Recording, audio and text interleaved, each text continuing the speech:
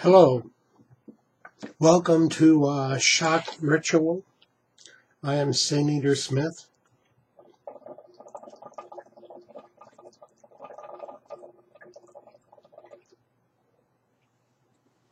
And on the hookah tonight, we have a mixture of molasses and I'm not sure what else. It is drug-free and tobacco-free.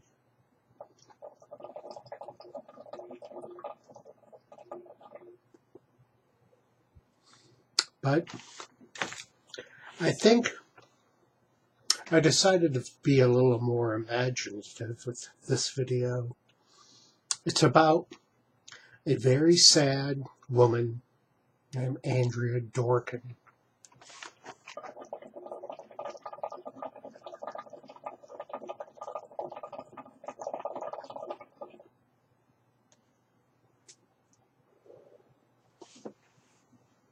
Andrea was born in New Jersey and led a fairly ordinary life, although she was a bit radical even then. At the age of 10, she said she was raped in the town's only theater.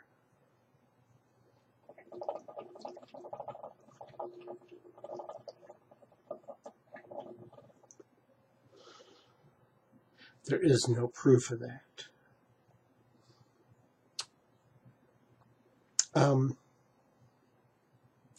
But it did cause her family to pick up and move.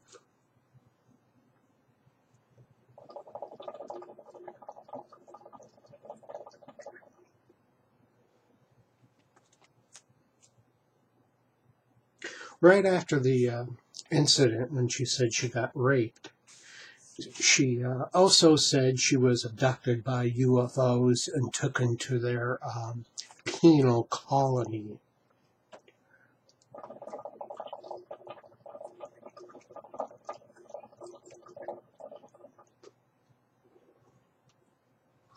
If the aliens were looking for breeding material, they made a mistake with Andrea Dworkin.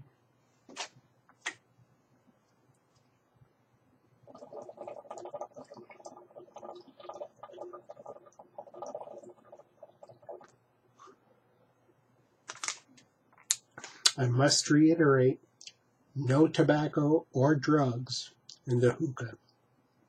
Now, when she was a young person, a young, late teens, early 20s, she went to Europe. I believe, I have a whole bunch of notes here, but my note-taking is for the birds.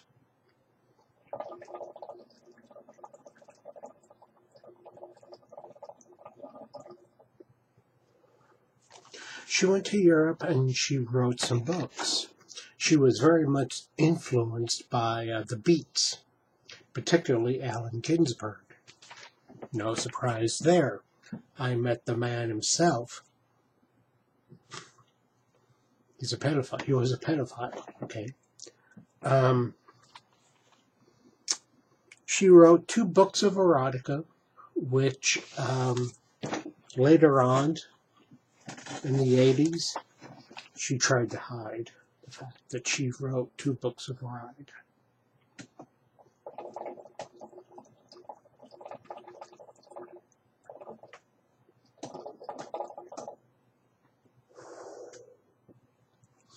Well, she was over in Europe and basically became homeless. She slept on people's beds, couches, maybe even floors. That's because she was still kind of skinny.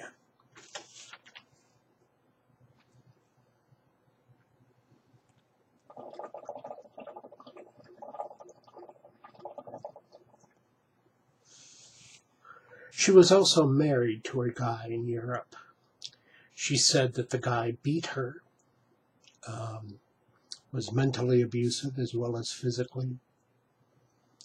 That's one of the reasons she ended up sleeping on people's couches and floors. But she couldn't find a job. Not one single job. Be it waitressing, as they called it back then, or working in a cashier. I mean, all that seems beyond her. You know, she couldn't find a job. So she said she was a prostitute.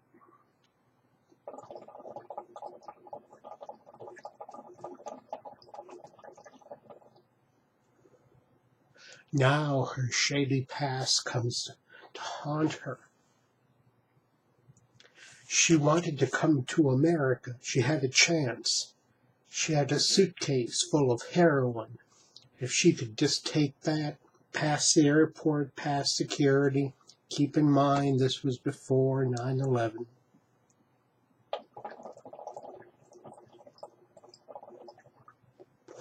So that scared her off. The suitcase. So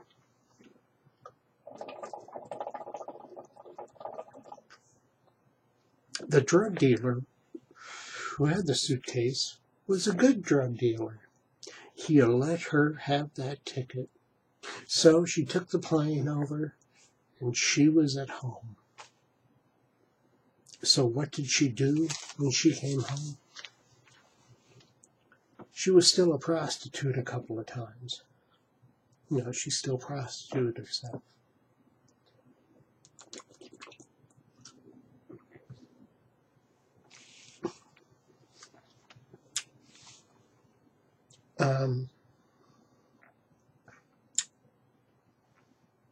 Then she got involved with a radical feminist.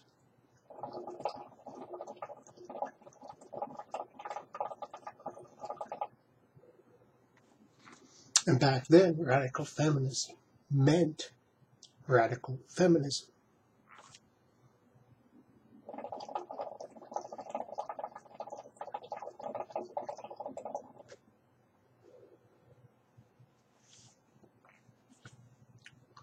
She went to school, she went to colleges, she had articles published, she gave interviews. My first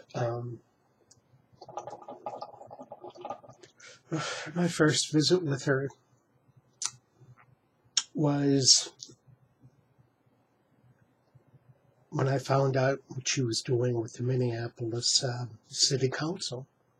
I was in Minneapolis at the time, and I saw this fat, she was fat, and she had overalls on, and a knit cap,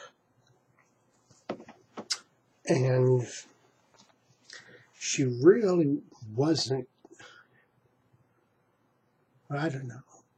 There was just something about her and her look that just turned me off. And you're talking to somebody who still who wore makeup, and I forgot what color my hair was. But there was just something about her that was just, who is this woman? And then I heard her talk. I went down to a council meeting to hear her talk. And she was wheezing.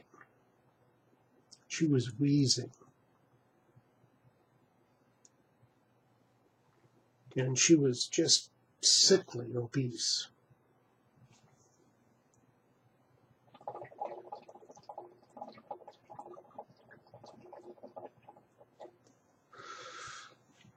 Well, the city passed the law.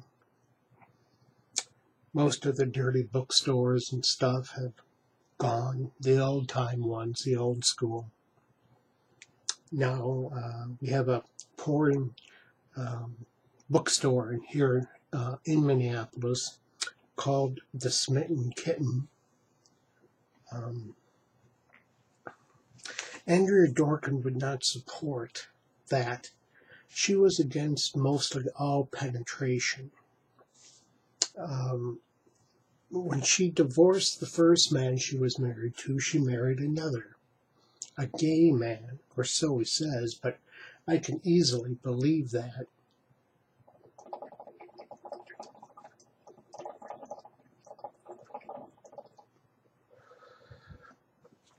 This guy has a whole lot of problems on his own.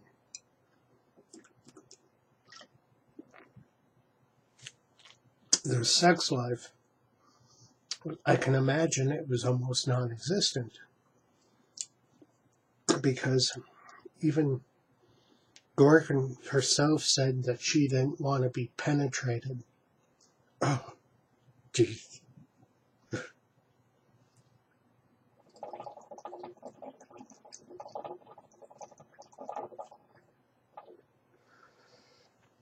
Those are two words that should never be associated with each other. Penetration and Dworkin. Well, again, sorry. Oh, well. About that time, the Canadian government passed a bill about censorship and pornography, and Andrea Dworkin, a bunch of her books were held up at the Canadian border. Now, they were not taken away. They were not sent back, as some people believe. They got through after a while.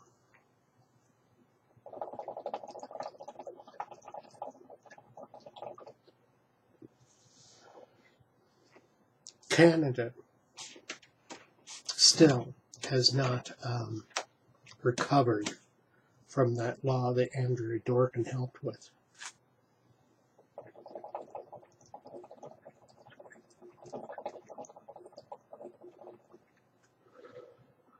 Once again, this is tobacco-free, drug-free inside the hookah.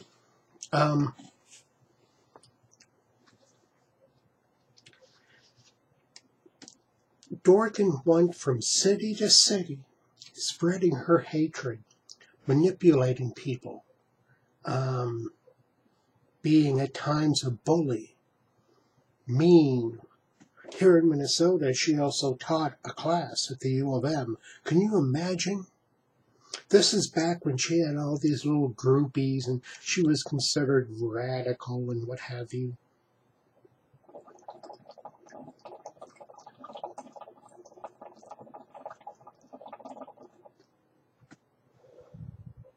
As far as I know, she never debated a pro-sex feminist.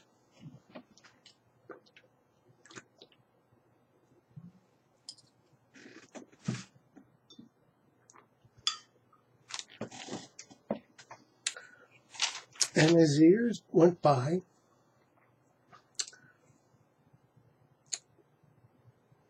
at times she found herself to be irrelevant.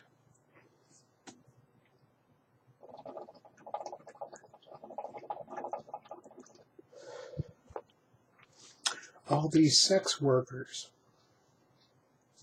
some porn movie companies were created by women. Women were taking a hand in controlling pornography.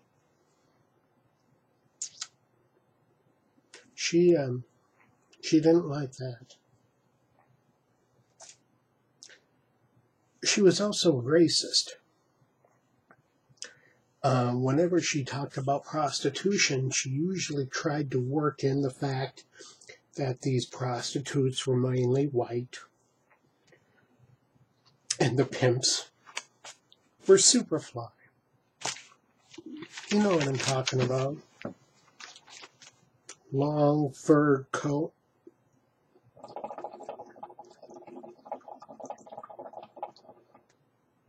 Great hair. Maybe even a great mustache. Walking with a cane with a gold handle. God, isn't that a stereotype? And that is what she was promoting. because gay males are threatening to a lot of white women, even now.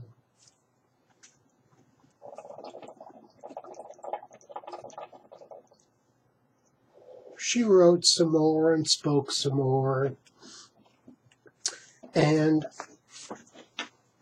with her dysfunctional marriage, rumor has it that she was seeing somebody who gave her that job at the University of Minnesota, Catherine McKinnon, that they were lovers. That's what everyone thought, you know, and they really didn't say anything to deny it at the time.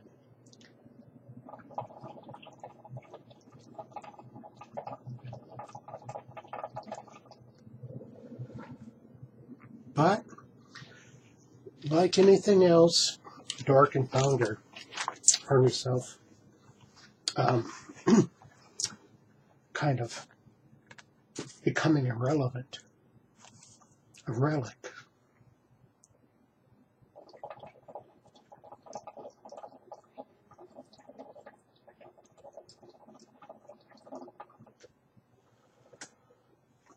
So, she did what every mature, responsible person would do, not looking for attention. Suddenly she became this advocate for Nicole Brown Simpson. Nicole Brown Simpson, the woman that O.J. Simpson supposedly killed. Or so everyone thinks. And she jumped on that bandwagon because she knew she would get publicity. And again, was against a black man. So, she was sick. She was really sick. At times, why was she sick? Because she was fat. She was fat, and like years and decades, or decades and decades and decades and decades of being fat, wore out her knees.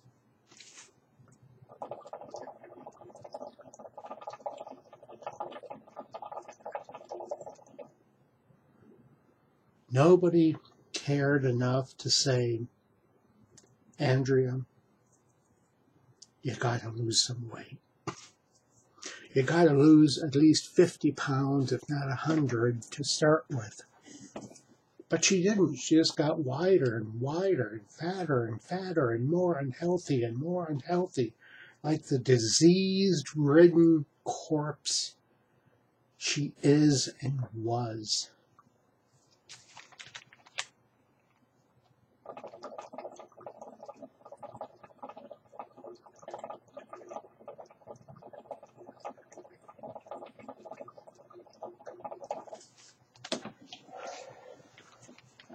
Now, here's a woman who basically was against childbirth, who any kind of heterosexual missionary position, or any position with a man, a woman, was unnatural. She basically didn't say anything about gays or transgender. In fact, you know, she's painted in some quarters as this great hero in the transgender community, and I just got to say, you know, no, not so much. And now, as she continued to get older and sicker,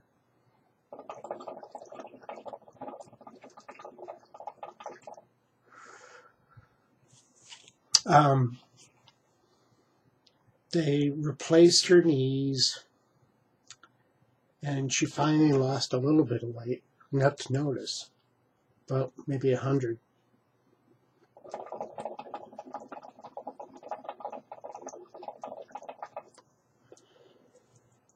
And she went to Paris. She was asked to speak at Paris. This was about 2004 or something like that, and she was 52. Ugly. Disgusting human being. Smelly. And she was smelly. She walked past me when she was in Minneapolis at the City Hall hearing. Where's some deodorant? Dworkin, deodorant.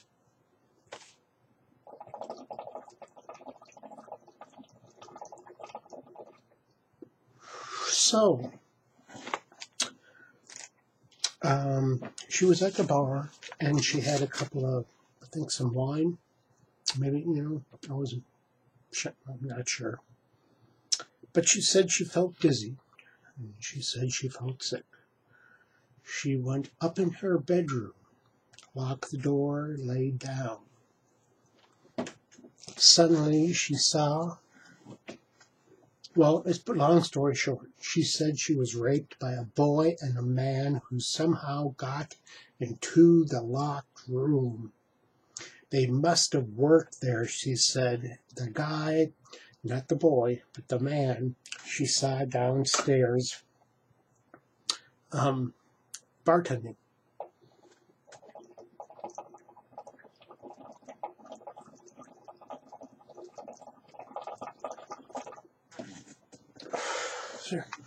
She said that she had all these cuts all over her body, including her vaginal parts.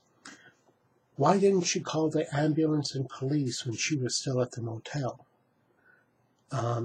She didn't have to go through the hotel to dial, or maybe she did, but still. She came home, told her husband. Right away, he checked it out, and using computers and what have you.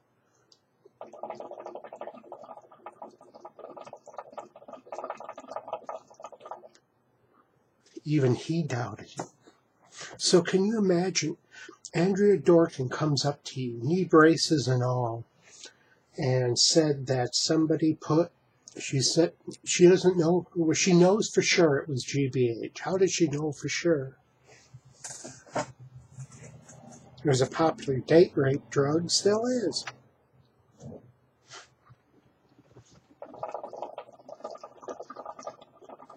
Because she only died in 2005, a few months after the hotel incident, and she was telling people left and right. This 53-year-old beauty queen, Andrea Dworkin, was raped by a man and a boy. Of course, it was a man and a boy. What boy wouldn't want to fuck Andrea Dworkin? Even if she was unconscious. No boy. No girl. No dog would fuck Andrea Dworkin. Because she was against penetration.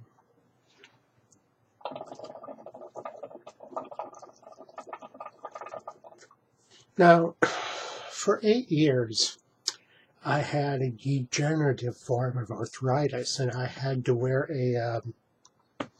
I used to have to walk with a cane. I did that for 8 years. Now, when they were talking about Andrea Dworkin, I was reading, going through Google, they said that she was an advocate for the handicapped. That's another lie. It tells a little story she wrote about having to adjust to life using a cane, and, after the operation, how bad her knees hurt. Hey, I had extreme pain for over 8 years. They replaced my hip. It was painful. I was out of action for 4 months. But at the end of that, I didn't have to use my cane anymore. I did use a walker when I was recovering. The whole thing, you can find it on YouTube, is fascinating because it's so self-serving and it's so whiny. She brought this upon herself for being fat. Okay? Fat. I mean, you look at some of the pictures of her, oh my God, none of her so-called friends did anything to stop her. And when she died, Catherine McKinnon said, her ex-girlfriend who worked with her said it feels like the North Pole is gone. That is Andrea Dworkin. I mean, no UFOs came, not that I know of, back for Andrea when she died.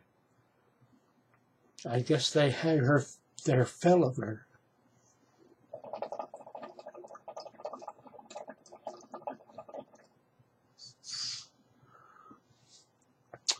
Andrea Dworkin was a plague on society. When she died, I had a party. I'm not kidding, I actually had a party.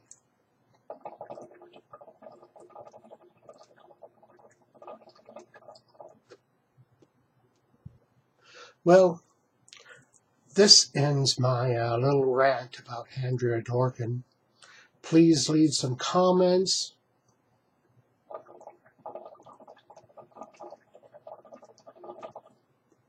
Subscribe. Tell your friends.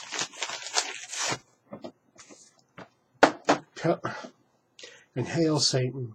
What the hell?